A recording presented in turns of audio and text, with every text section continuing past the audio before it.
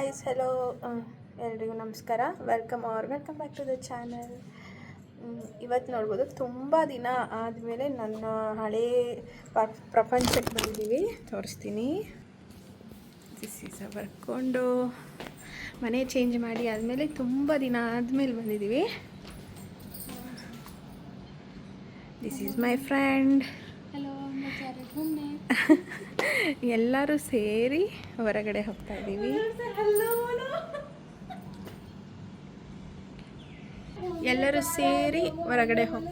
ತುಂಬ ದಿನ ಆದಮೇಲೆ ನಾವೆಲ್ಲಿ ಹೋಗ್ತಾ ಇದ್ದೀವಿ ಅಂತ ವಿಡಿಯೋ ಮಾಡ್ಕೊತೀನಿ. ವಿಡಿಯೋ ಮಾಡ್ಕೊಂಡು ನಿಮ್ಮ ಜೊತೆ ಶೇರ್ ಮಾಡಬೇಕು ಅಂತ ಅಂದ್ಕೊಂಡಿದ್ದೀನಿ. ಪ್ಲ್ಯಾನ್ ಇರೋದು 2 ಪ್ಲೇಸಿಗೆ. ಲೆಟ್ಸ್ ಸಿ ಎಲ್ಲಿಗೆ ಹೋಗ್ತೀವಿ ಅಂತ ಕನ್ಫರ್ಮ್ ಆಗಿಲ್ಲ, ನೋಡೋಣ. ಹಾಗೆ ವೆಲ್ಕಮ್ ಟು ದ ಚಾನಲ್. ನಾನು ನಿಮ್ಮ ಪ್ರೀತಿ ಅಕ್ಷತಾ. ನಾವಿಲ್ಲಿ ತುಂಬಾ ಚೆನ್ನಾಗಿದ್ದೀವಿ, ನೀವು ಚೆನ್ನಾಗಿದ್ದೀರಾ ಅಂತ ಭಾವಿಸ್ತಾ ಬನ್ನಿ, let's get into the video.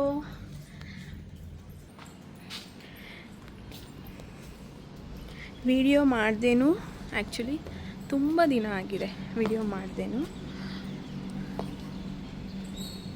ಅದಕ್ಕೆ ಇವತ್ತು ವಿಡಿಯೋ ಮಾಡ್ಕೊಳ್ಳೋಣ. ಎಲ್ಲರೂ ಜೊತೆಯಲ್ಲಿ ಹೋಗ್ತಾ ಇರೋದು after so many days.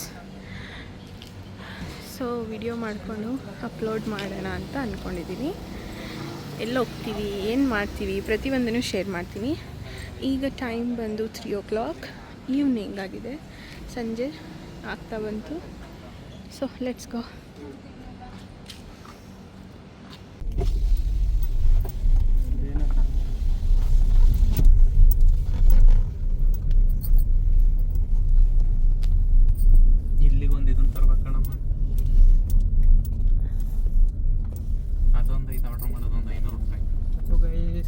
Hello guys, देखो मेरा बाबू किस्सी भी दे रहा है. Thank you. गर्मी लग रही है, ಸ್ವಲ್ಪ ಎಸಿ ಜೋರು ಮಾಡಬೇಕು. ಅದಕ್ಕೆ ಸುಂದರಮ್ಮ ಕೋಲ್ ಆಗುತ್ತೆ. ಒಂದು 5 ನಿಮಿಷ ಬೇವ್ ತಗ್ತಾನೆ. किधर फाइनल हुआ जाने के लिए. बैठ गए.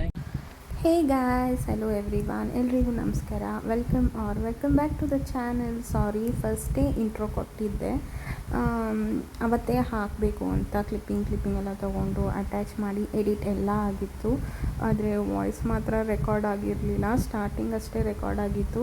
ನಾನು ಹಾಗೆ ಇದೆ ಅಲ್ವಾ ಹಾಕೋಣ ಅಂತ ಅಂದ್ಕೊಂಡು ಸುಮ್ಮನೆ ಆಗಿದೆ. ಬಟ್ ವಾಯ್ಸ್ ರೆಕಾರ್ಡ್ ಆಗಿಲ್ಲದೆ ಇರೋ ಕಾರಣ ವಾಯ್ಸ್ ಓವರ್ ಕೊಡಲೇಬೇಕಾಯಿತು.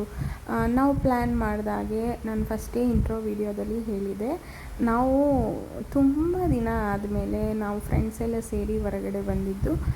ಒಂದು ಜಾಮ್ಸ್ ಗ್ಯಾಲರಿಗೆ ಹೋಗಿದ್ವಿ. ನಾನು ಅದು ತುಂಬ ಸತಿ ವಿಡಿಯೋ ಮಾಡಿ ಹಾಕಿದ್ದೀನಿ.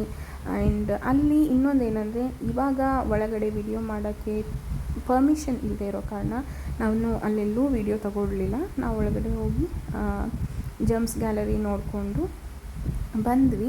ಅದಾದಮೇಲೆ ಫ್ಲೋಟಿಂಗ್ ಮಾರ್ಕೆಟ್ ಹೋಗಿದ್ವಿ. ಪಟಾಯದಲ್ಲಿ ಫ್ಲೋಟಿಂಗ್ ಮಾರ್ಕೆಟ್ ಇದೆ, ಅಲ್ಲಿ ಹೋಗಿದ್ವಿ. ನಾನು ಹೋಗೇ ಇರಲಿಲ್ಲ, 3.5 years ಆಯಿತು ಹೋಗಿರಲಿಲ್ಲ ನಾನು ಫ್ಲೋಟಿಂಗ್ ಮಾರ್ಕೆಟ್. ಯಾಕಂದರೆ ಸುಮ್ಮನೆ ಯಾಕೆ ಅಲ್ಲೋಗಿ ಏನು ಶಾಪಿಂಗ್ ಮಾಡೋದು ಅಂತ ನಾವು ಹೋಗಿರಲಿಲ್ಲ. ಫ್ರೆಂಡ್ಸ್ ಎಲ್ಲ ಸೇರಿಕೊಂಡು ಹೋಗೋಣ ಅಂತ ಹೇಳಿದಾಗ ಈ ಸರಿ ಹೋಗಿದ್ವಿ. ತುಂಬಾ ಚೆನ್ನಾಗಿತ್ತು. ಫೋಟೋಸ್ ಎಲ್ಲ ತುಂಬ ಚೆನ್ನಾಗಿ ತೊಗೊಳಕ್ಕೆ ಫೋಟೋ ಬೂತ್ಸ್ ಇತ್ತು. ಮತ್ತು ನಾವೇನೂ ಶಾಪಿಂಗ್ ಮಾಡಲಿಲ್ಲ. ಅಲ್ಲಿ ಹೇಗಿರುತ್ತೆ ಅಂದರೆ, ಬೋಟಲ್ಲಿ ಟ್ರಾವೆಲ್ ಮಾಡಿಕೊಂಡು ಹೋದರೆ ಅಲ್ಲಿ ನಮಗೇನು ಬೇಕೋ ಅಲ್ಲಿ ಸ್ಟಾಪ್ ಕೊಡ್ತಾರೆ, ಅಲ್ಲಿ ನಾವು ಶಾಪಿಂಗ್ ಮಾಡ್ಬೋದು. ಬಟ್ ಇದು ಲೇಕ್ ಮಧ್ಯ ಇರೋದ್ರಿಂದ ಇದಕ್ಕೆ ಫ್ಲೋಟಿಂಗ್ ಮಾರ್ಕೆಟ್ ಅಂತ ಹೇಳ್ತಾರೆ. ಬೋಟಲ್ಲಿ ಟ್ರಾವೆಲ್ ಮಾಡ್ಕೊಂಡು ಹೋಗೋದು. ಪ್ಲೇಸ್ ಮಾತ್ರ ತುಂಬ ಚೆನ್ನಾಗಿದೆ. ಈವ್ನಿಂಗ್ ಟೈಮಲ್ಲಿ ತುಂಬ ಚೆನ್ನಾಗಿರುತ್ತೆ, ಕೂಲಾಗಿ ಅಲ್ಲಿ ವಿಸಿಟ್ ಮಾಡಿ ನೋಡೋಕ್ಕೆ ತುಂಬಾ ಚೆನ್ನಾಗಿರುತ್ತೆ. ಈ ವಿಡಿಯೋ ನಿಮ್ಮೆಲ್ಲರಿಗೂ ತುಂಬ ಇಷ್ಟ ಆಗುತ್ತೆ ಅಂತ ಅಂದ್ಕೊಂಡಿದ್ದೀನಿ. ಹಾಗೆಯೇ ವೆಲ್ಕಮ್ ಟು ದ ಚಾನಲ್. ನಾನು ನಿಮ್ಮ ಪ್ರೀತಿ ಅಕ್ಷತಾ. ನಾವಿಲ್ಲಿ ತುಂಬಾ ಚೆನ್ನಾಗಿದ್ದೀವಿ, ನೀವು ಚೆನ್ನಾಗಿದ್ದೀರಾ ಅಂತ ಭಾವಿಸ್ತಾ ಬನ್ನಿ, let's get into the video. ನೀವು ನೋಡ್ತಾ ಇರ್ಬೋದು, ಆಲ್ರೆಡಿ ನಾವು ರೀಚ್ ಆಗಿದ್ದೀವಿ ಫ್ಲೋಟಿಂಗ್ ಮಾರ್ಕೆಟ್ಗೆ. ಟಿಕೆಟ್ ತೊಗೊಳ್ಬೇಕಿತ್ತು. ಫಸ್ಟ್ ಆಫ್ ಆಲ್ ನಮ್ಗೆ ಗೊತ್ತಿರಲಿಲ್ಲ. ನಾವು ಡೈರೆಕ್ಟ್ ಹೋದ್ವಿ, ಎಲ್ಲಿಗೆ ಎಂಟ್ರೆನ್ಸಿಗೆ ಹೋದ್ವಿ. ಅಲ್ಲಿ ವರ್ಕ್ ಪರ್ಮಿಟ್ ಇರೋರಿಗೆ ಏನು ಚಾರ್ಜಸ್ ಇಲ್ಲ. ವರ್ಕ್ ಪರ್ಮಿಟ್ ಇಲ್ಲೇ ವರ್ಕ್ ಮಾಡ್ತಾ ಇರೋರಿಗೆ ಫ್ಲೋಟಿಂಗ್ ಮಾರ್ಕೆಟಲ್ಲಿ ಏನು ಎಂಟ್ರಿ ಫೀಸ್ ಇಲ್ಲ. ಯಾರು ವರ್ಕ್ ಮಾಡ್ತಾ ಇರಲ್ಲ ಅವರಿಗೆ ಎಂಟ್ರಿ ಫೀಸ್ ಪರ್ ಪರ್ಸನ್ 200 ಬಾತ್ ಎಂಟ್ರಿ ಫೀಸ್ ಇರುತ್ತೆ. ನಮಗೆ ಗೊತ್ತಿರಲಿಲ್ಲ, ನಾವು ಹೋದ್ವಿ. ಅಲ್ಲಿ ಅವ್ರು ಹೇಳಿದರು ವರ್ಕ್ ಪರ್ಮಿಟ್ ಇರೋರು ಹೋಗ್ಬೋದು, ಇಲ್ಲದೇ ಇರೋರಿಗೆ ತೊಗೊಳ್ಬೇಕು, ಟಿಕೆಟ್ ತೊಗೊಳ್ಬೇಕು ಅಂತ ಹೇಳಿದರು. ಆಮೇಲೆ ನನ್ನ ಹಸ್ಬೆಂಡ್ ಮತ್ತು ಫ್ರೆಂಡ್ಸ್ ಎಲ್ಲ ಹೋಗಿ ಟಿಕೆಟ್ ತೊಗೊಂಡು ಬಂದರು. ಆಮೇಲೆ ಒಳಗಡೆ ಹೋದ್ವಿ. ತುಂಬಾ ಚೆನ್ನಾಗಿತ್ತು. ಆವತ್ತಿನ ಡೇ ಮಾತ್ರ ತುಂಬ ಚೆನ್ನಾಗಿ ಎಂಜಾಯ್ ಮಾಡಿದ್ವಿ ಅಂತಲೇ ಹೇಳ್ಬೋದು. ಎಲ್ಲ ನಾವು ಹೋಗಿದ್ವಿ, ಫ್ರೆಂಡ್ ಫ್ಯಾಮಿಲೀಸ್, ಪಾಪು ಕರ್ಕೊಂಡು ಹೋಗಿದ್ವಿ. ಅವನು ಕೂಡ ತುಂಬ ಚೆನ್ನಾಗಿ ಎಂಜಾಯ್ ಮಾಡ್ದ. ಟಿಕೆಟ್ ಎಲ್ಲ ತೊಗೊಂಡು ನಾವು ಒಳಗಡೆ ಹೋದ್ಮೇಲೆ ತುಂಬಾ ಚೆನ್ನಾಗಿತ್ತು. ವರ್ತ್ ಅಂತ ಅನ್ನಿಸ್ತು. 200 ಬಾತ್ ನಾವು ಎಂಟ್ರಿ ಫೀಸ್ ತೊಗೊಂಡು ಕೊಟ್ಟಿದ್ದು 200 ಬಾತ್ ವರ್ತ್ ಅಂತ ಅನ್ನಿಸ್ತು. ಯಾಕಂದರೆ ತುಂಬ ನೋಡಿದ್ವಿ, ತುಂಬ ಪ್ಲೇಸಸಲ್ಲಿ ಫೋಟೋಸ್ ತೊಗೊಂಡ್ವಿ.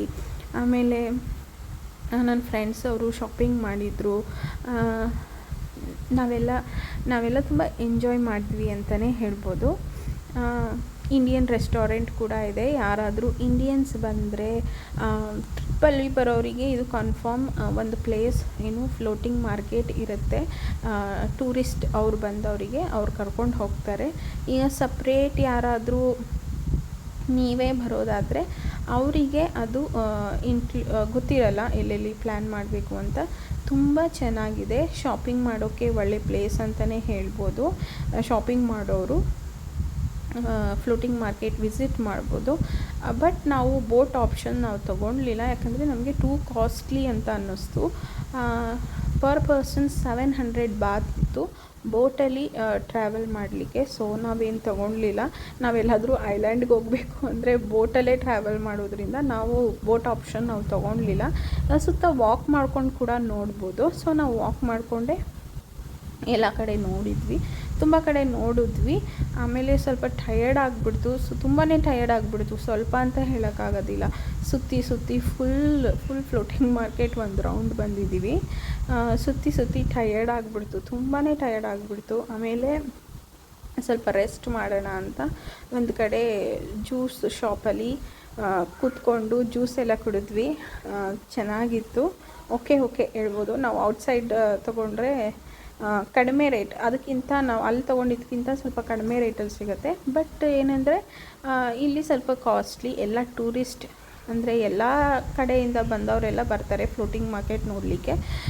ಸೊ ಏನಂದರೆ ಕಾಸ್ಟ್ಲಿನೇ ಇಲ್ಲಿ ಕಂಪೇರ್ ಟು ಔಟ್ಸೈಡ್. ನಾವು ಇಲ್ಲೇ ಸ್ಟೇ ಆಗಿ ನೋಡ್ತಾ ಇರೋದ್ರಿಂದ ಕಂಪೇರ್ ಟು ಔಟ್ಸೈಡ್ ಇಲ್ಲಿ ನಮಗೆ ಕಾಸ್ಟ್ಲಿ ಅಂತ ಅನ್ನಿಸ್ತು. ನೋಡ್ಬೋದು, ಈ ಥರ ಬೋಟಲ್ಲಿ ನಮ್ಮನ್ನು ಕರ್ಕೊಂಡು ಹೋಗ್ತಾರೆ. ನಮಗೆ ಯಾವ ಶಾಪ್ ಬೇಕೋ ಆ ಶಾಪ್ ಹತ್ರ ಸ್ಟಾಪ್ ಕೊಡ್ತಾರೆ. ಆಮೇಲೆ ನೆಕ್ಸ್ಟ್ ಇನ್ನೊಂದು ಬೋಟ್ ಬಂದರೆ ಆ ಬೋಟಿಗೆ ಹತ್ಕೊಂಡು ಹೋಗ್ಬೋದು. ಈ ಥರ ಅಲ್ಲಿ ಬರೋದು. ಆ ಬೋಟಲ್ಲಿ ಟ್ರಾವೆಲ್ ಮಾಡೋದಕ್ಕೆ 700 ಬಾತ್ ಪರ್ ಪರ್ಸನ್ ಹೇಳಿದರು. ನಾವು ಆಲ್ರೆಡಿ ಅಲ್ಲಿ 6 ಮೆಂಬರ್ಸ್ ಇದ್ವಿ, 6-7 ಮೆಂಬರ್ಸ್ ಇದ್ವಿ. ಸೊ ವರ್ತ್ ಇಲ್ಲ ಅಂತ ಅನ್ನಿಸ್ತು. ಸೊ ನಾವು ಅಲ್ಲೋಗಿ ಬೋಟ್ ಆಪ್ಷನ್ ನಾವು ತೊಗೊಳ್ಲಿಲ್ಲ. ಅಲ್ಲಿಂದ ನಾವು ಆಮೇಲೆ ನಾವು ರೀಚ್ ಆದಾಗ ಒಂದು 4:30 or 5 ಆಗಿತ್ತು ಅಂತ ಅಂದ್ಕೊತೀನಿ. ಅಲ್ಲಿ ರೀಚ್ ಆದಾಗ ಅಲ್ಲೆಲ್ಲ ನೋಡಿಕೊಂಡು ಅಲ್ಲೆಲ್ಲ ಸುತ್ತಾಡಿಕೊಂಡು ಫೋಟೋಸ್ ತೊಗೊಂಡು ಅದೆಲ್ಲ ಆಗಿ ನಾವು ಫ್ಲೋಟಿಂಗ್ ಮಾರ್ಕೆಟ್ ಬಿಡೋ ಅಷ್ಟೊತ್ತಿಗೆ ಕತ್ಲೆ ಆಗಿಬಿಟ್ಟಿತ್ತು. 7:30 ಆಗಿತ್ತು ಅಂತ ಅಂದ್ಕೋತೀನಿ. ನಾವು ಅಲ್ಲಿಂದ ಎಲ್ಲ ಮುಗಿಸ್ಕೊಂಡು ನೋಡಿಕೊಂಡು ಎಂಜಾಯ್ ಮಾಡಿ, ಇಲ್ಲಿ ನೋಡ್ತಾ ಇರ್ಬೋದು ಸೆಲ್ಫ್ ಪೇಂಟಿಂಗ್ ಮಾಡ್ತಿದ್ದಾರೆ. ಇದೆಲ್ಲ ಅವರೇ ಹ್ಯಾಂಡ್ ಪೇಂಟಿಂಗ್ ಮಾಡಿರೋದು. ತುಂಬ ಚೆನ್ನಾಗಿ ಅನ್ನಿಸ್ತು. ಸೊ ನಾನು ಹಂಗಾಗಿ ಈ ಕ್ಲಿಪ್ಪಿಂಗ್ಸ್ನ ತೊಗೊಂಡಿದ್ದು. ತುಂಬ ಇಷ್ಟ ಆಯಿತು ನನಗೆ. ಆ ಎಲಿಫ್ಯಾಂಟ್, ಈ ರೆಡ್ ಕಲರಲ್ಲಿರೋ ಎಲಿಫ್ಯಾಂಟ್ ಮಾತ್ರ ಮಸ್ತಾಗಿ ಡ್ರಾಯಿಂಗ್ ಮಾಡಿದರು, ತುಂಬ ಚೆನ್ನಾಗಿ ಪೇಂಟಿಂಗ್ ಮಾಡಿದರು. ಸೊ ಹಂಗಾಗಿ ನಾನು ಒಂದು ಕ್ಲಿಪ್ಪಿಂಗ್ಸ್ ತೊಗೊಂಡೆ. ಮತ್ತು ಅಲ್ಲಿಂದ ನಾವು ಇಂಡಿಯನ್ ಶಾಪಿಗೆ ಹೊರಟ್ವಿ. ಅದು ಕೂಡ ಕ್ಲಿಪ್ಪಿಂಗ್ಸ್ ಇದೆ, ಅದನ್ನು ನೋಡ್ತೀರಾ ನೀವು. ಅಲ್ಲಿಂದ ಇಂಡಿಯನ್ ಶಾಪ್ ಹೊರಟ್ವಿ. ಅಲ್ಲಿ ಸ್ವಲ್ಪ ಐಟಮ್ಸ್ ತೊಗೊಳ್ಳೋದಿತ್ತು, ಪರ್ಚೇಸ್ ಮಾಡೋದಿತ್ತು. ಅಲ್ಲಿಂದ ಇಂಡಿಯನ್ ಶಾಪಿಗೆ ಹೋಗಿ ಅಲ್ಲಿ ಐಟಮ್ಸ್ ಎಲ್ಲ ತೊಗೊಂಡ್ವಿ. ಫ್ರೆಂಡ್ಸ್ ಎಲ್ಲ ಶಾಪಿಂಗ್ ಮಾಡಿದರು, ಅಲ್ಲಿ ಡ್ರೆಸ್ ತೊಗೊಂಡ್ರು, ಮಕ್ಕಳಿಗೆ ಬಟ್ಟೆ ತೊಗೊಂಡ್ರು. ತುಂಬ ಚೆನ್ನಾಗಿತ್ತು. ಯಾಕಂದರೆ ಈ ಥರ ಏನು ಮೆಟೀರಿಯಲ್ ಆಗಿರ್ಬೋದು ಔಟ್ಸೈಡ್ ಸಿಗೋದಿಲ್ಲ. ಕಾಸ್ಟ್ಲಿ ಆದರೂ ಪರವಾಗಿಲ್ಲ ಅಂತ ತೊಗೊಂಡ್ರು. ಡಿಸೈನ್ ಆಗಿರ್ಬೋದು ಎಲ್ಲ ಪ್ರತಿಯೊಂದೂ ಚೆನ್ನಾಗಿತ್ತು ಅಲ್ಲಿ.